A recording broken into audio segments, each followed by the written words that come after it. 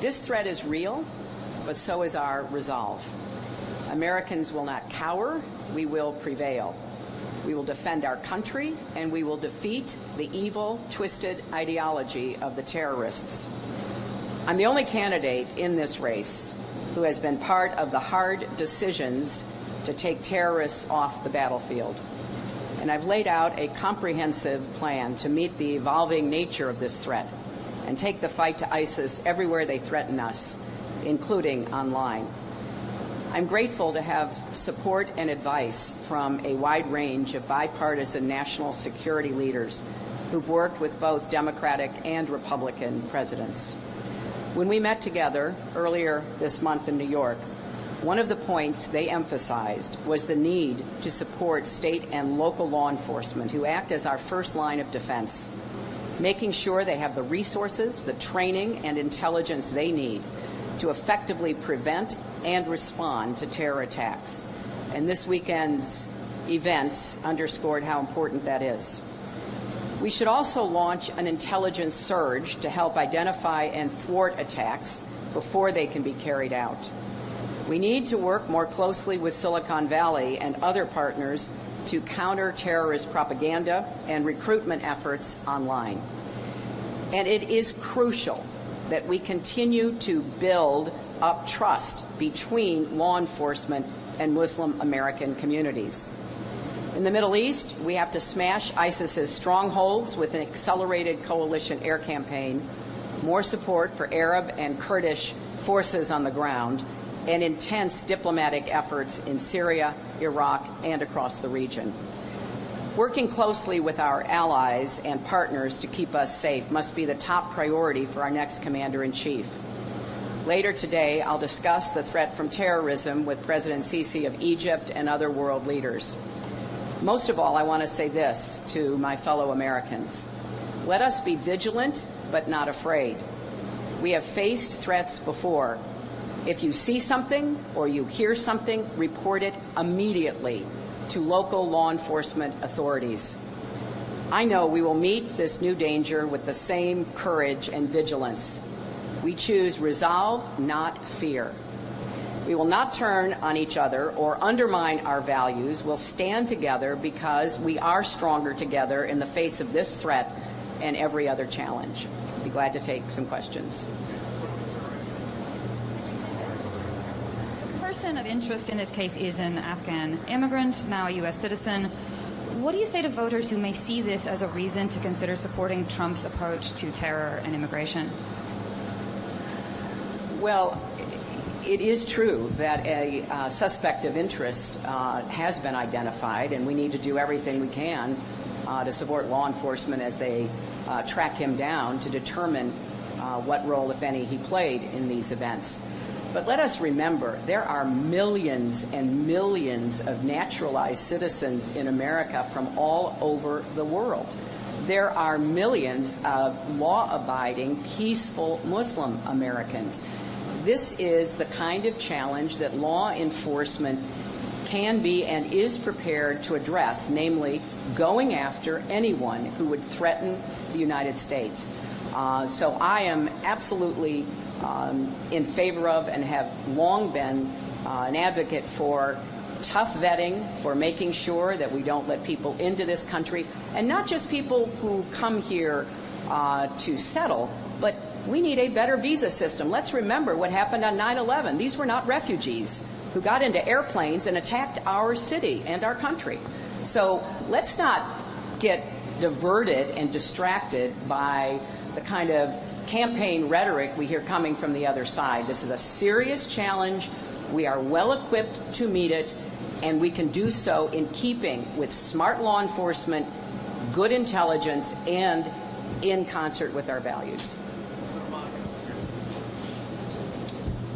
Secretary Clinton, the White House has labeled these lone wolf attacks a top concern, and given these weekend's events, what more specifically should be done, and what would you do specifically beyond what President Obama has done?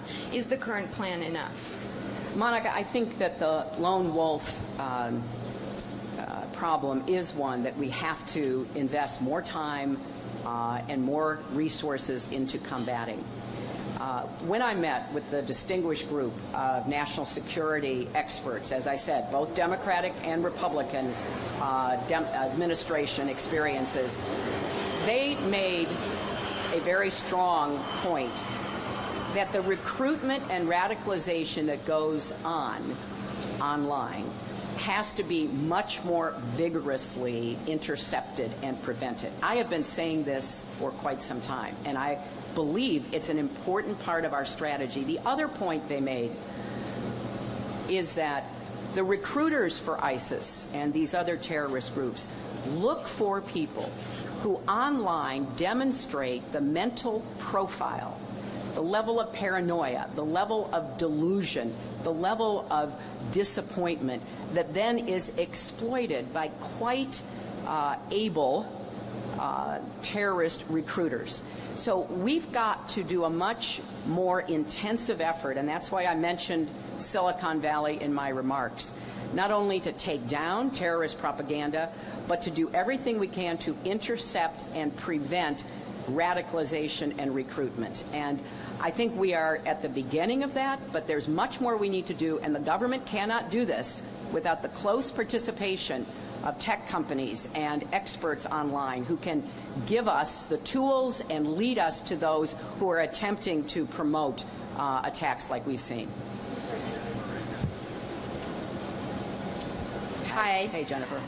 Are you concerned that this weekend's attacks or potential incidents in the coming weeks might be an attempt by ISIS or ISIS sympathizers or really any other group, maybe the Russians, to influence the presidential race in some way and presumably try to drive votes to Donald Trump, who is, as you've said before, widely seen as perhaps being somebody who they would be more willing to or see as an easier person to be against?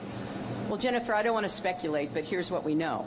And I think it's important for voters to hear this and weigh it in making their choice in November. We know that a lot of the rhetoric we've heard from Donald Trump has been seized on by terrorists, in particular ISIS, because they are looking to make this into a war against Islam. Rather than a war against jihadists, violent terrorists, people who number in the maybe tens of thousands, not the tens of millions, they want to use that to recruit more fighters to their cause by turning it into a religious conflict. That's why I've been very clear. We're going after the bad guys, and we're going to get them. But we're not going to go after an entire religion and give ISIS exactly what it's wanting in order for them to enhance their position. Secondly, we know that Donald Trump's comments have been used online for recruitment of terrorists. We've heard that from former CIA Director Michael Hayden, who made it a very clear point when he said Donald Trump is being used as a recruiting sergeant for the terrorists. We also know from the former head of our counterterrorism center, Matt Olson, that the kinds of rhetoric and language that Mr. Trump has used is giving aid and comfort to our adversaries. Now, look, as I said in my remarks, I'm the only candidate in this race who's been part of the hard decisions to take terrorists off the battlefield. What does that mean? I was part of the national security team that worked with President Obama to develop strategies to fight the terrorists. Sometimes that involved direct kinetic action. Sometimes that involved working with allies and partners. Sometimes that involved capture. I won't get into classified information, but I have sat at that table in the Situation Room. I've analyzed the threats. I've contributed to actions that have neutralized our enemies. I know how to do this, and I understand how we don't want this to get even bigger than it already is. So we're going to stay focused on what will work and how we deploy a strategy that will protect America, work with our allies and partners to take ISIS down, and have a strong counter-terrorism effort online in order to try to defeat the ideology that stands behind these terrorist attacks. Secretary Clinton, as you know, Donald Trump has had a lot to say about your record on this issue over the weekend. Here's one example. Under the leadership of Obama and Clinton, Americans have experienced more attacks at home than victories abroad. Time to change the playbook. What's your reaction to that characterization? Well, it's like so much else he says. It's not grounded in fact. It's meant to make some kind of demagogic point. And the facts are pretty clear that, we still have challenges. That's what I have been talking about throughout this campaign. I am prepared to, ready to actually take on those challenges, not engage in a lot of, irresponsible, reckless rhetoric, but to do the hard work, as I've done before, to put into place the strategies for local and state law enforcement, for an intelligence surge, for the kind of preventive actions that we need to take here at home, and to intensify our efforts to defeat ISIS. You don't hear a plan from him. He keeps saying he has a secret plan. Well, the secret is he has no plan. So let's focus on what we really can do, and what I've laid out is a path forward that will keep us safer, protect our country, and go after the terrorists to finally destroy them. So, thank you. Thank you, guys. Thank you, guys.